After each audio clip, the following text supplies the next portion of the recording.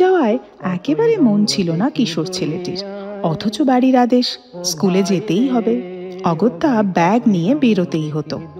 মাঠ পেরিয়ে ছেলেটা যখন স্কুলের পথে পা বাড়াতো, তার মন পাড়ি দিত কোনো এক অজানা প্রান্তে। সবুজ দেখে কিশোর ছেলেটি সুরের সাগরে ডুব দিত। পথেই পড়তো একটা কলের গানের দোকান। বই হাতে নিয়ে গান শুনতে শুনতে পেরিয়ে যেত সময়। স্কুল যাওয়া আর হতো না। সুর এভাবেই তাকে গড়ে নিয়েছিল।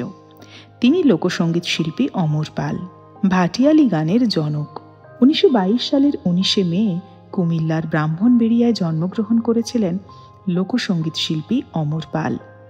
বাংলাদেশের তিতাস নদীর পাড়ে শৈশব থেকে যৌবনের প্রথম ভাগ কেটেছিল।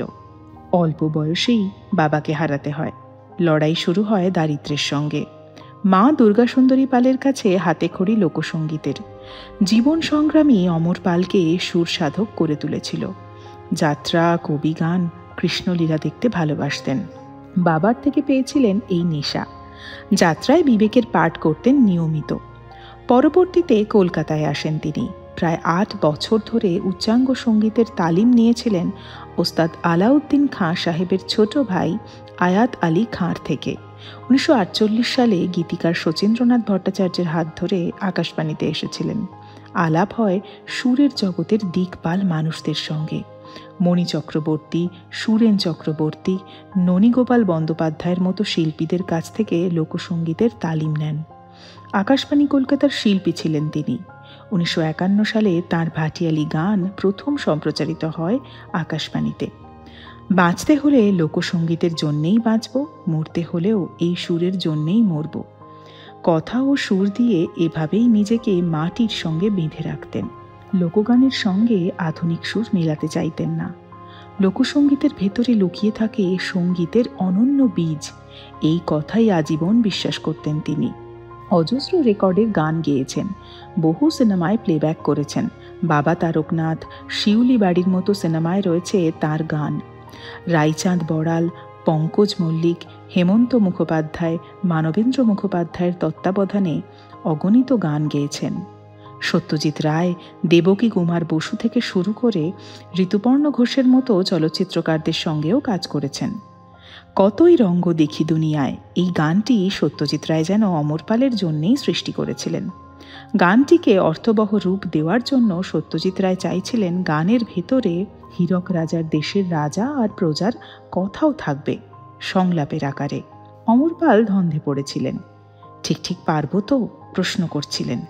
সত্যজিৎ রায় ঘাড় নাড়িয়ে তার প্রতি নিজের আত্মবিশ্বাসের কথা জানালেন। সৃষ্টি হলো সেই কালোত্তীর্ণ গান। একবার যখন কথা আর সুর স্রোতের মতো বইতে লাগলো, শিল্পী নিজেও ভেসে গেলেন। একবারই রেকর্ড হয়েছিল গান। গানের মাঝে মাঝে জোড়া হয়েছিল সংলাপ। সংলাপের পর আবার গাইলেন তিনি, দেখো ভালো জনে রইল ভাঙা ঘরে, মন্দ যে সে সিংহাসনে চড়ে। বিভিন্ন রকমের গান তার গলায় প্রাণ পেলেও লোকসঙ্গীত যেন দ্যুতি ছড়িয়ে দিত। তার ভাটিয়ালি গানের টান অনুভব করেনি এমন শ্রোতা খুঁজে পাওয়া দুষ্কর। রাই জাগো, প্রভাত সময় শচীর আঙিনা মাঝের মতো গান আজও শ্রোতাদের অন্য জগতে নিয়ে যায়। গানের জন্য তিনি পেয়েছেন অজস্র পুরস্কার।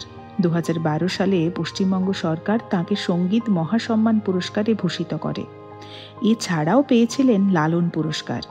বর্ধমান বিশ্ববিদ্যালয় তাঁকে দিয়েছিল সাম্মানিক ডি লিট উপাধি। সঙ্গীত নাটক একাডেমি পুরস্কারও ছিল তাঁর ঝুলিতে। তিনি বলতেন, গাইতে গাইতেই যেন পৃথিবী থেকে বিদায় নিতে পারি। তেমনটাই হয়েছিল। দিনটা 2019 সালের 20শে এপ্রিল। কলকাতার টালিগঞ্জের বাড়িতে গানের ক্লাস করাচ্ছিলেন। হঠাৎ করে শরীর খারাপ হয় এবং হাসপাতালেই শেষ নিঃশ্বাস ত্যাগ করেন তিনি। প্রভাত সময় গোরা চাঁদ খেলিয়া বেড়ায় গাইতে গাইতেই সুর আর জীবনকে একসঙ্গে বিদায় জানিয়েছিলেন। তাঁর জন্মদিনে আমাদের শ্রদ্ধার্ঘ্য।